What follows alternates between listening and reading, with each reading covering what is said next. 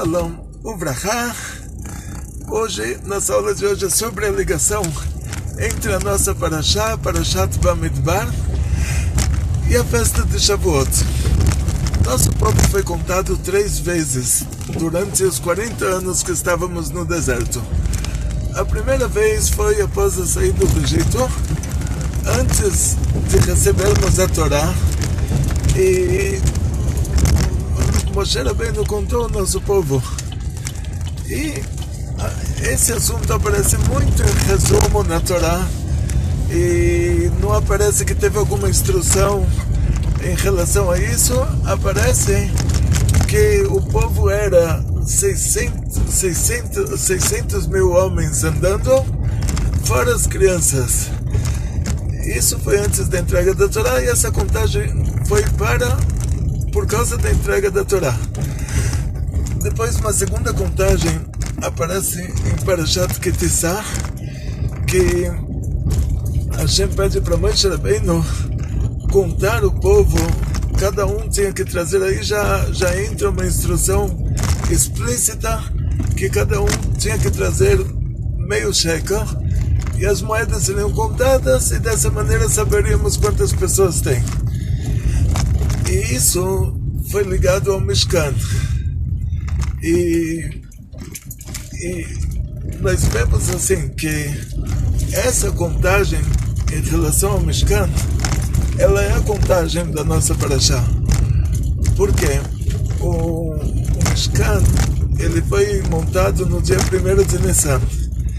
A nossa Parashá conta sobre uma contagem que aconteceu no segundo mês da Torá, quer dizer, o 1º de Nissan é o dia 1 do mês 1. O primeiro mês da Torá é o mês de Nissan, porque a Torá conta a partir da saída do Egito e não a partir da criação do mundo. E o segundo mês da Torá vai ser o mês de Iyar, que é a contagem que acontece na nossa Parashá. E por que foi feita essa contagem?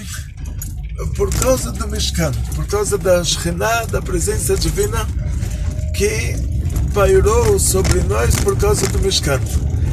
Então já temos assim um denominador comum dessas contagens: a entrega da Torá, que nos trouxe uma santidade imensa, e agora o fato de a Shekhinah, a revelação divina pairar sobre o Mishkan e consequentemente sobre nós por meio do Mishkan, também nos trouxe uma kedushá imensa.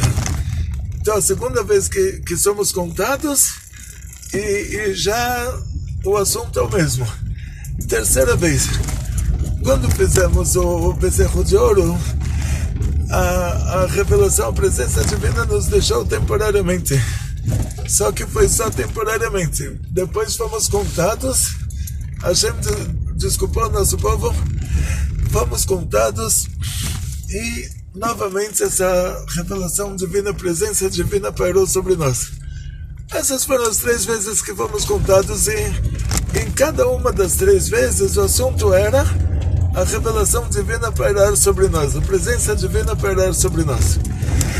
Agora, quando o povo precisaria de verdade ser contado, que foi quando o Pinchas, ele fez a guerra de Midian, aí precisava fazer uma guerra, aí de verdade precisaria saber quantas pessoas tem o nosso povo. Você vai comparar o nosso poderio com o poderio do outro país, e nessa hora não contaram o povo. Ele pediu para verem os voluntários, e cada hora que dava 10 mil de cada tribo, parava de aceitar voluntários, mas não contaram quantas pessoas o nosso povo tinha. Então, o que a gente vai ver aqui é um detalhe importante, que o motivo da contagem não foi um motivo estratégico, não foi um motivo político, não foi um motivo de segurança, foi um motivo somente espiritual. Por que então? No caso do Mishkan, por que o povo não foi contado logo que o Mishkan foi montado, mas sim 30 dias depois, que é o assunto da nossa Parashá? Porque no judaísmo, para uma coisa ser fixa, ela tem que ter 30 dias. Quando você, na festa de Sukkot, você vai para um camping, você constrói lá uma sukkah, uma cabana, a cabana não precisa de mezuzá, porque ela vai ficar lá pelo menos 8 dias, mas ela não vai ficar lá 30 dias. Agora, se fosse uma cabana que você fosse morar nela 30 dias, essa cabana pertence a você, aí você teria que colocar nela uma mezuzá. Então essa é a regra da Torá. Um pobre que vem para a sua cidade, está escrito em relação a tzedakah, que Aniei irecha kodmen. Os pobres da sua cidade, eles têm prioridade. Então, como você entra no banco, você tem o caixa prioritário, imagina que esse banco fosse um banco de distribuição de tzedakah. Os pobres da sua cidade, eles são os prioritários, eles entram em primeiro lugar. E o que é considerado um pobre da sua cidade? É alguém que mora na sua cidade 30 dias. Mesmo que ele não fala, ele veio de Israel, ele não fala português, ele está aqui em São Paulo 30 dias, ele é considerado um pobre paulista.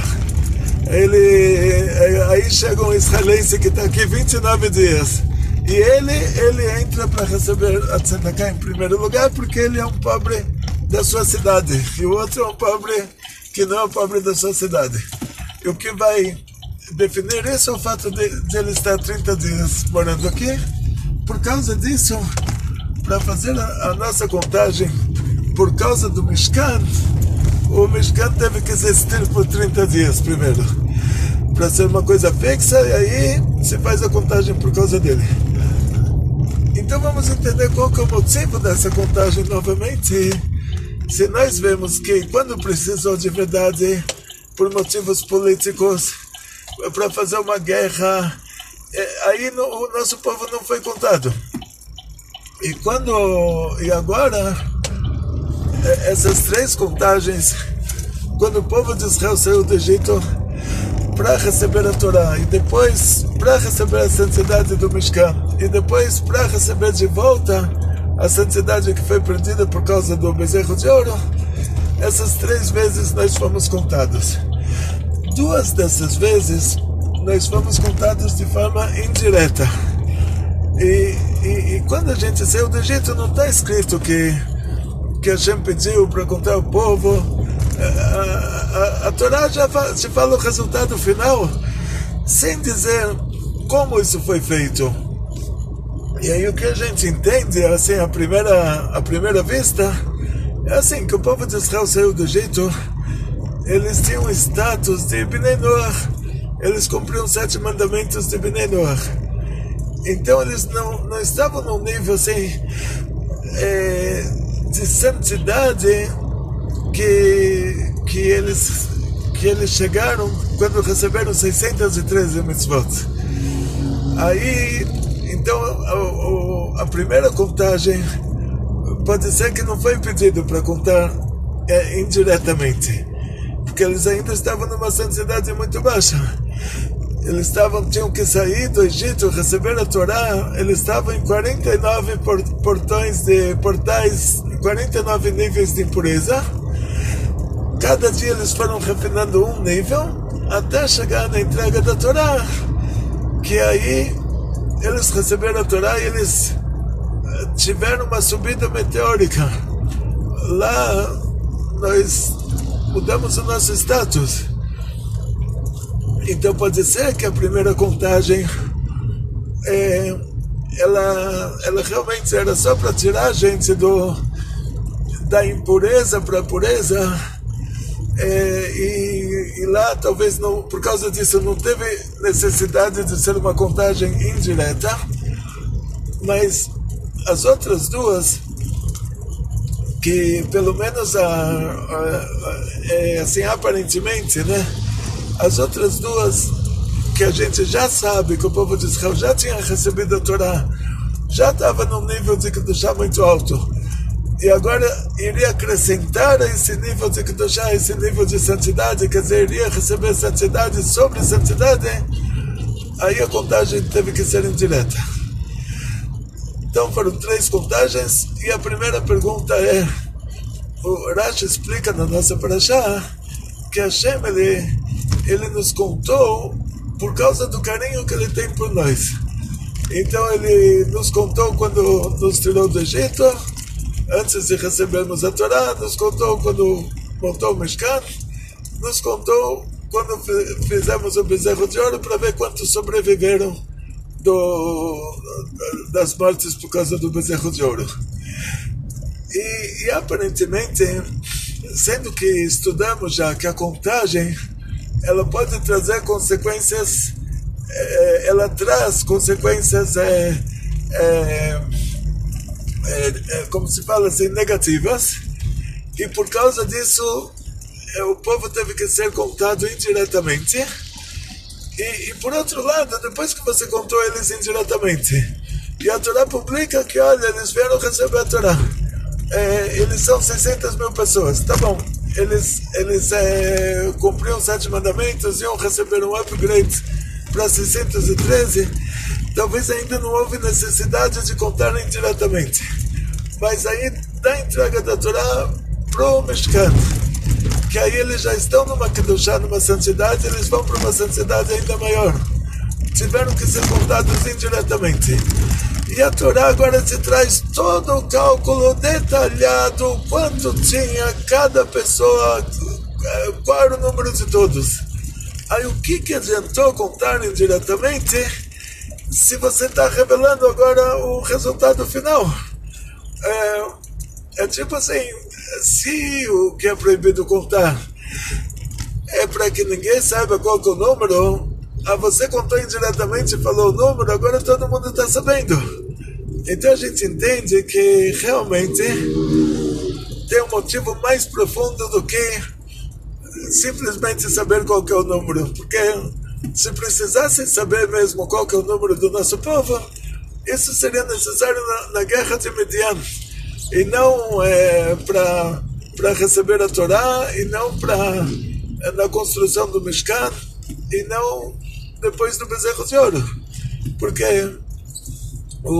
qual seria a necessidade de contar quantos sobreviveram ao bezerro de ouro, e por causa disso colocar a gente no perigo da contagem, e poderiam morrer mais pessoas ainda. Então, quer dizer, esse é o carinho que a gente tem por nós. Agora, poderíamos fazer uma pergunta.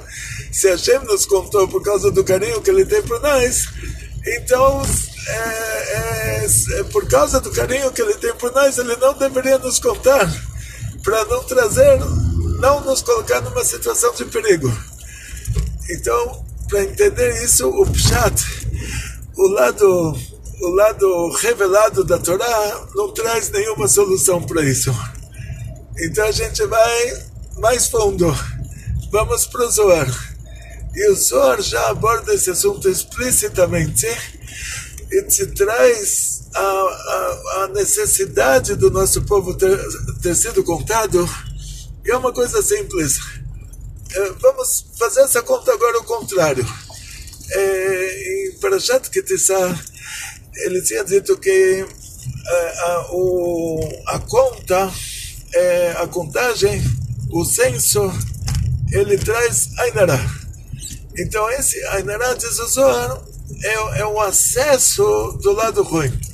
Porque na hora que você fez a contagem, você determinou, você limitou já, você colocou limites, você já falou qual que é o número. Então, e a fonte dos limites é a primeira ocultação, o primeiro tzimtzum, e os limites eles vão para o lado das gevurot, e eles descem até o precipício. Ou seja, uma pessoa doente é que a saúde dele está limitada. Uma pessoa pobre é que o dinheiro dele está limitado. Tudo que é limite não é bom. Então, no segundo dia, Hashem fez limites. E no segundo dia não está escrito que foi bom. Agora, esse não foi bom. De vez em quando, ele é necessário, como os brasileiros costumam dizer, é um mal necessário. Mas no judaísmo, ou ele é mau, ou ele é necessário. Se ele é necessário, ele não é bom, mas ele não é mau, ele é necessário. Quer dizer, você escolhe, ou você acha que ele é necessário, ou você acha que ele é mau. Porque mal necessário não pode ter. O que pode ter assim?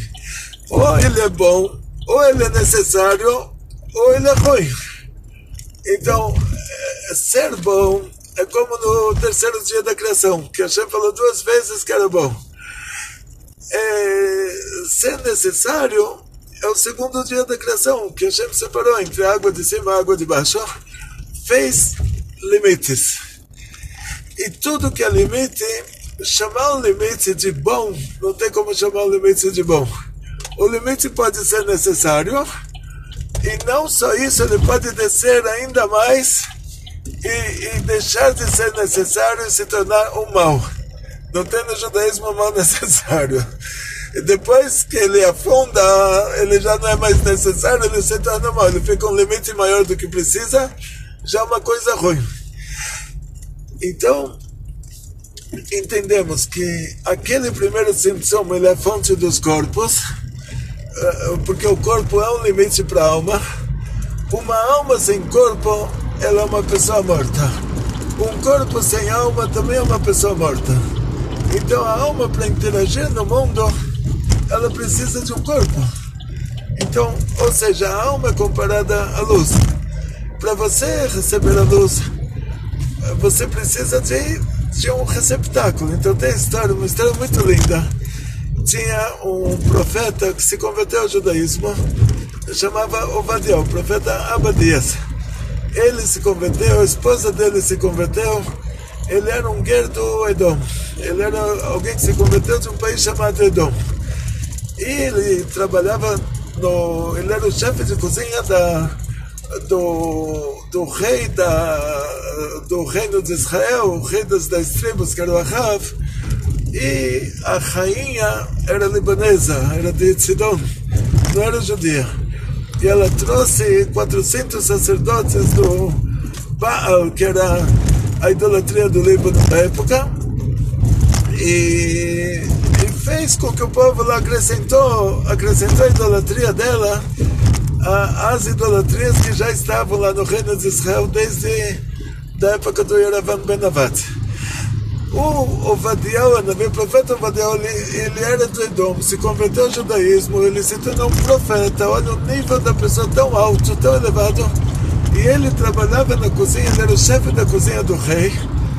E tudo na cozinha desse rei Ahav, o rei das 10 tribos, tudo lá era estritamente kasher, sob rigorosa supervisão do profeta Obadiah. Então, imagina uma situação dessas. O rei não suspeitava dele porque ele tinha se convertido ao judaísmo. O rei estava vendo ele como alguém do Edom, assim, como uma pessoa de um país inimigo. E não um país inimigo, vamos dizer, mas que não tem nada a ver com o judaísmo.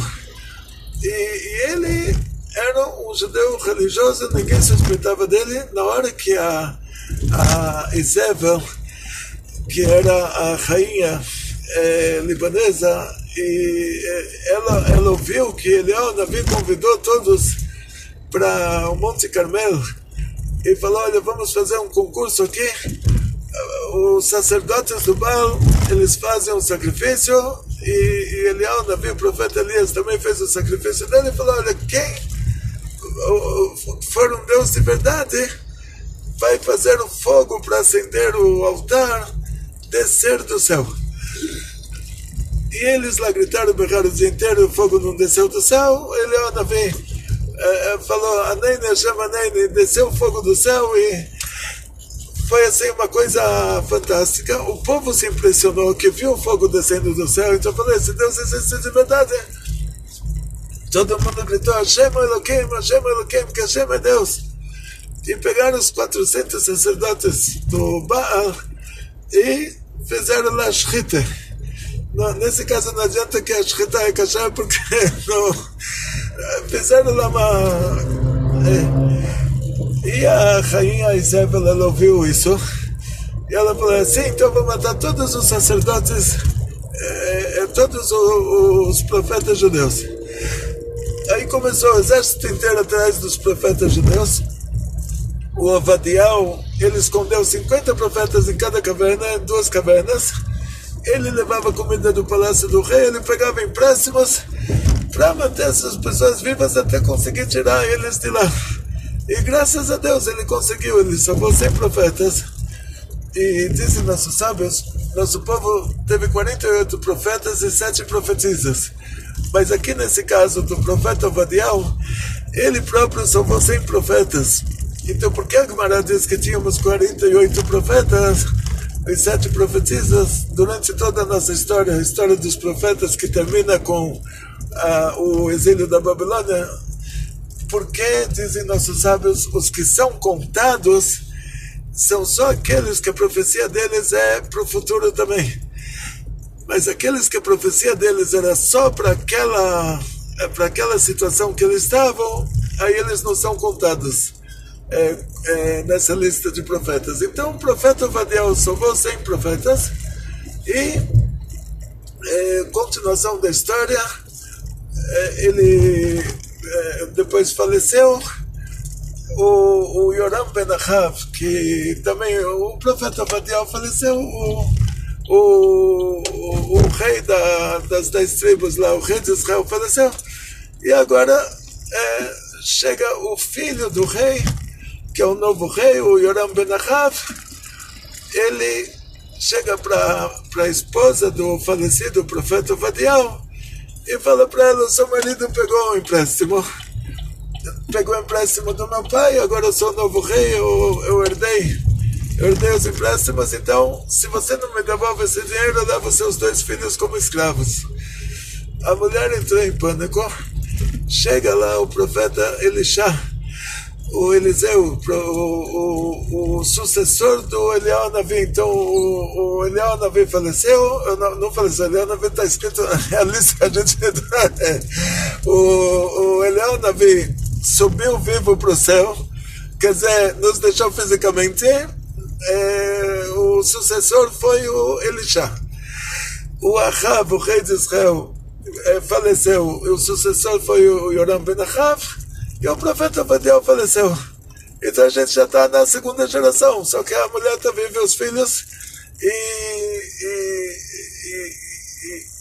e ela fala para o profeta Elisha, olha, o meu marido ele era muito Yirei Shamayim, ele tinha muito temor a Deus, uma pessoa muito tzadik, um profeta verdadeiro, tem o livro da profecia dele, e eu estou sem 1 centavo em casa, e o Yoram Ben Achav quer levar meus 2 filhos de escravos. O profeta Elisha pergunta para ela, você tem alguma coisa sobrou? Alguma coisa você tem? Ela falou, olha, eu só tenho um potinho de azeite. Aí o profeta Elisha, o Eliseu, ele fala para ela, manda seus filhos agora, fala, olha, pro bem deles, né? Eles vão estar correndo atrás da própria, para salvar a própria vida. Fala para eles pedirem para a cidade inteira, todos os barris da cidade, você entra num quarto fechado que ninguém está te vendo, eles vão te dando os barris sem olhar para dentro, você chama eles para pegar o barril cheio, você vira, o potinho vai dar um esguicho de azeite que vai encher o barril em 5 minutos. E faz isso enquanto tiver barris, vai encher todos os barris. Os filhos correram de casa em casa, explicaram a situação, as pessoas deram para eles todos os barris, eles foram trazendo barris, ela foi enchendo, até que a cidade não devia ser muito grande, e até que já não tinha mais barris. Na hora que ela pede um barril, os filhos falam, olha, não tem mais de verdade, todos os barris que tinham na cidade a gente pegou emprestado. Aí nessa hora já o milagre terminou, aquele potinho de azeite já não, a mangueira desligou. O que a gente aprende dessa história? Enquanto tem receptáculos, enquanto tem o keile, enquanto tem o recipiente, aí tem o milagre, a bênção. A bênção divina precisa de um recipiente para recebê-la. E o recipiente, ele é limite. E quando a gente está falando sobre uma bênção espiritual, o recipiente para a bênção espiritual tem que ser também um limite. E nesse caso, a contagem, ela é um limite. Você limitou o número de pessoas, você definiu quantas pessoas estão lá. Então você fez espiritualmente, você fez um corpo, você fez um recipiente, você fez um receptáculo. Aí dentro desse receptáculo agora vai pairar a bênção divina. Então por isso diz o Zohar, a contagem, ela era necessária para isso. Então por isso que isso justifica o que diz Rashi, que Hashem nos contou por causa do carinho que ele tem por nós. Agora por outro lado, mesmo que ela era necessária, mas você está brincando com fogo, porque o limite é uma coisa que desce muito, muito lá embaixo. Então o limite, do nada, ele pode se tornar a citrahara. Uma pessoa quer manter a boa forma, mas do nada ele pode entrar numa anorexia. Ou seja, sem limite é problema. Então, por causa disso, por um lado, o povo precisou ser contado para que fosse feito esse recipiente para a benção, quer dizer, esse limite que no mundo espiritual, da mesma maneira que o limite pode causar uma tragédia no mundo espiritual, mas até um certo ponto ele é uma benção. Daqui para baixo já virou uma tragédia, quer dizer, então você acredita que ele pode trazer uma tragédia, então quer dizer que ele pode trazer uma bênção também. Só que a fronteira entre a tragédia e a bênção é pequena. Então, quando você conta indiretamente, você está fazendo um favor. Ou seja, no caso, vamos dizer, em relação ao nosso povo, o fato de Hashem ter pedido para cada um trazer uma Hatzita Shekel e depois a contagem foi revelada, isso mostra que era necessário revelar o número das pessoas. Ou seja, assim, se era proibido contar diretamente, deveria ser muito mais proibido revelar qual que é o número. Mas era permitido revelar qual que é o número, quer dizer, a contagem foi necessária, mas, por outro lado, ela tinha que ser feita de uma maneira indireta, porque se fosse de uma maneira direta, é como se diz, não sei uma palavra em português, mas assim, eu me lembro que quando o soldado joga uma granada, agora que tem toda essa guerra lá em Israel, e a gente está estudando no mérito de todos os judeus que estão lá passando por essa dificuldade tão grande dos ataques da filial do Irã, que é o Hamas e o Jihad. E então no mérito deles a gente está estudando para que a gente proteja eles, todos os habitantes judeus da terra de Israel. E o que acontece? Tem uma palavra, realmente não. O problema é só conseguir a palavra. Mas vamos, então, não consigo, não foi dessa vez, a próxima vez eu vou me lembrar. Então assim, você, povo de Israel, tinha que ser contado, para que pairasse sobre eles. Agora me lembrei. Dá um exemplo, né, que a gente está falando sobre a guerra lá de Israel.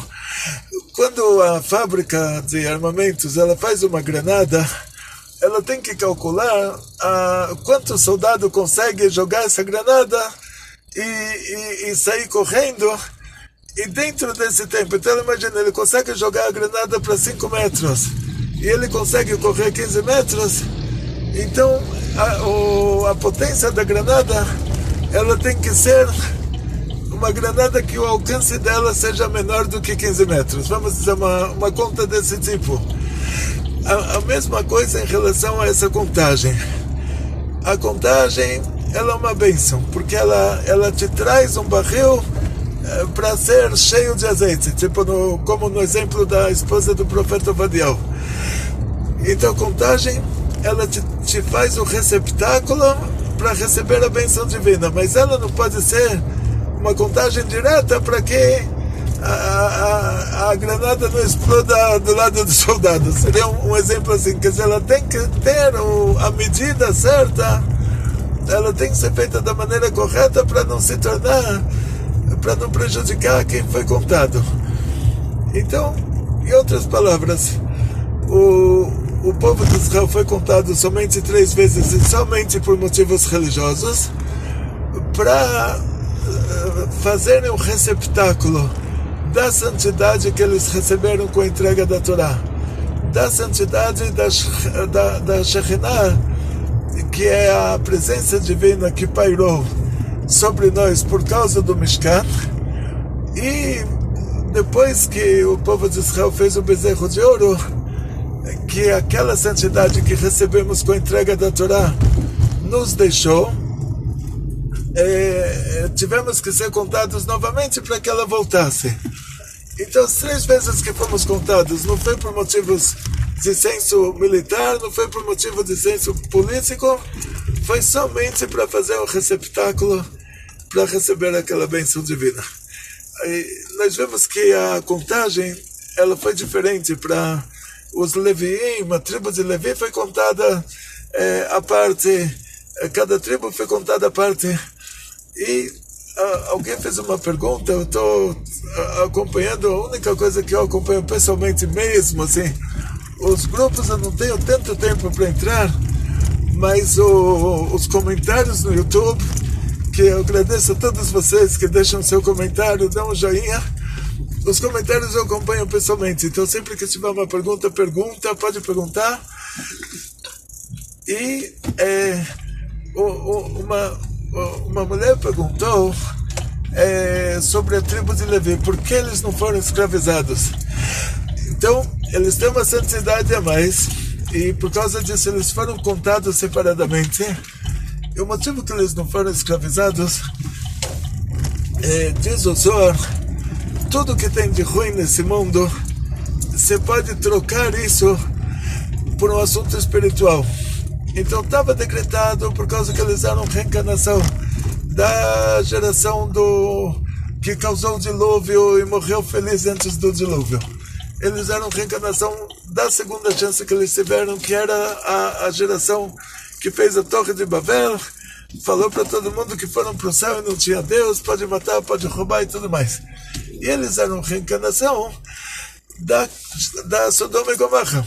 Então eles tiveram 3 chances para se retificar, e cada vez, no lugar de se retificar, eles fizeram pior. Aí na 4ª, como está escrito no 2º mandamento, que é uma coisa totalmente espiritual, que Hashem, Deus, por causa da sua imensa bondade, ele cobra até a 4ª geração de quem faz o mal. E por um lado está escrito na Torá explicitamente que os filhos não pagam pelas transgressões dos pais. Então a gente não pode cobrar nem a primeira geração, quanto mais a segunda, quanto mais a terceira, quanto mais a 4ª. Quer dizer, desculpa, eu fiz a primeira ele pode cobrar do que eles próprios fizeram, mas não pode cobrar dos filhos o que os pais fizeram, nem dos netos o que os avós fizeram, nem dos bisnetos o que os bisavós fizeram. Então o que quer dizer que ele cobra até a 4ª geração, de tão bom que ele é? Que ele dá pra gente chances, a gente se reencarna de novo para retificar o que a gente fez da maneira correta, e tem 3 chances.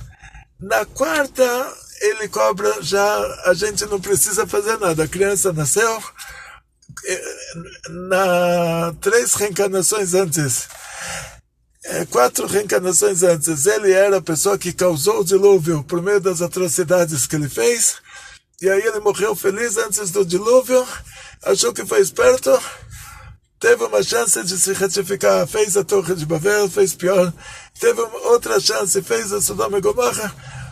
Na 4ª reencarnação, ele acaba de nascer, a criança é jogada no rio Nilo pelo exército dos Estados Unidos da Antiguidade, que era o Egito. Então você imagina, uma criança indefesa, a única potência mundial, superpotência mundial, o Egito, chega lá o exército inteiro para pegar a criança indefesa e jogar ele na água, porque essa era a retificação deles. Esse era o conserto da alma deles. Depois tiveram que construir o Pitom e Ramsés por causa da Torre de Babel. Depois tiveram que fazer todo o trabalho forçado por causa do Sodoma e Gomorra. E depois de 210 anos, essa retificação já aconteceu completamente. Eles saíram do Egito. A tribo de Levi também teria que passar por essa retificação. Mas eles trocaram isso por um assunto espiritual. No lugar de se esforçar construindo o Pitom e Ramsés, eles se esforçaram estudando o Torá. Como nós sabemos, Moshe Rabbeinu saiu do palácio do faraó, ele viu um egípcio tentando assassinar um judeu, ele falou o nome de Hashem que tira a alma do corpo, porque eles sabiam Kabbalah, eles sabiam coisas muito profundas, eles estudavam muito. Então o faraó fez uma técnica para saber qual é o máximo que cada pessoa pode fazer. E ele fez uma promoção, falou, olha, amanhã começa a construção de Pitom e Ramsés, o governo vai dar um incentivo, vai pagar 1 dinar por cada tijolo que for colocado. Todo mundo falou para a tribo de Levi, vamos lá rápido, gente, um dia você trabalha, você ganha uma fortuna, um dia só, amanhã você volta para a Toira. E eles falaram, não, a gente está aqui tentando solucionar problemas espirituais, a gente vai lá para um dia, depois vai ficar mais um dia e mais um dia, vamos acabar gostando e ninguém mais vai estudar a Torá, e vamos virar aí como, Deus me livre, como disse o Rabi Yossi, se não fosse aquele dia da entrega da Torá, olha quanto Yossi tem na feira, né? Então eles falaram, não, a gente não quer mesmo que é só para um dia, mas vai saber, depois vai ter outra promoção, a gente não quer mudar de ramo. Estamos aqui estudando Torá, vocês têm aí os negócios, não vamos participar. Aí foi feita a promoção, chegou o faraó próprio com o tijolo pendurado no pescoço, e lá todos os secretários do faraó com as moedas de dinares de ouro na mão, e contando quantos tijolos cada pessoa coloca. E no final do dia estava todo mundo registrado, cadastrado. Quantos tijolos você conseguiu colocar? 100 tijolos. Está aí registrado o seu nome, cadastrado. O outro, quanto você conseguiu colocar? 50 tijolos, está registrado, cadastrado. No outro dia, o Egito fez uma declaração de escravidão. Está todo mundo escravizado. Aí as pessoas falaram, a gente não é capaz de fazer nada, somos pobres e indefesos. O governo falou, não, cada um só vai fazer o que ele é capaz. Nós temos aqui o registro de cada um, o que ele fez. E o governo é democrático, é um governo bom. É democrático, tô brincando, né? O rei é bonzinho, ele só vai cobrar de cada um o que ele é capaz de fazer, nada mais do que isso. O que vocês fizeram ontem para ganhar 1 dinar, uma moeda de ouro por cada tijolo, é o máximo que vocês conseguem fazer, porque se conseguissem mais, vocês fariam mais. Então cada um só vai fazer o máximo dele. Mas se fizer menos, é chicotada. E aí, da tribo de Levi, eles não tinham cadastro. E por quê? A tribo de Levi não participou, mesmo que era um dia só toda essa história. Eles não quiseram nem um dia deixar o esforço no estudo da Torá para ganhar dinheiro. E por isso eles não foram escravizados. A contagem deles, quando eles saíram do Egito, você vê que todas as tribos tinham um número que é pelo menos o dobro da tribo de Levi.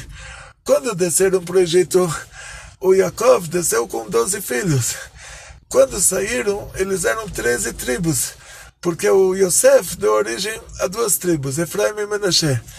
E se você vê agora nas contas, a conta da tribo de Levi, quando eles saíram do Egito antes do recebimento da Torá, você vê nas contagens das tribos que a tribo de Levi é bem menor. Ou seja, por causa que eles não sofreram, e está escrito que quanto mais fazem eles sofrer, mais eles crescem, mais eles se multiplicam. Por causa que eles não sofreram, eles não cresceram e não se multiplicaram. Então você vai ver nessa contagem agora, que está o número de cada tribo, você vai ver que a tribo de Levi, mesmo quem não tem motivo para isso a não ser esse, o número deles é bem menor, porque eles não sofreram, então Hashem não deu para eles o crescimento e a multiplicação que a pessoa ganha por meio do sofrimento. E, por outro lado, eles receberam mais santidade, porque eles estavam ocupados com a Torá, então a contagem deles já é uma contagem diferente, sendo que o objetivo da contagem é fazer os receptáculos para receber as bênçãos.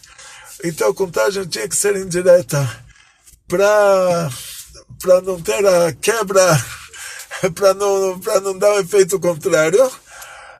Tinha que ser revelada, porque ela é o corpo para receber, ela é o receptáculo para receber a bênção.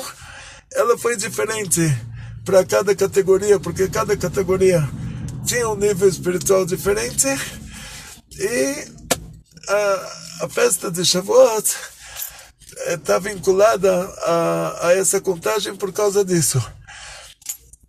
Porque o povo de Israel tinha que fazer a contagem para se tornar um receptáculo para receber a grande revelação que aconteceu com a entrega da Torá. E desejo a todos vocês muito sucesso, muita saúde, muito dinheiro, muitas felicidades, muita alegria. Kabbalah Torah besimcha. Agora, o recebimento da Torá tem que ser feito com muita alegria. Vekol tov, atzlacha rabah. Kol tov.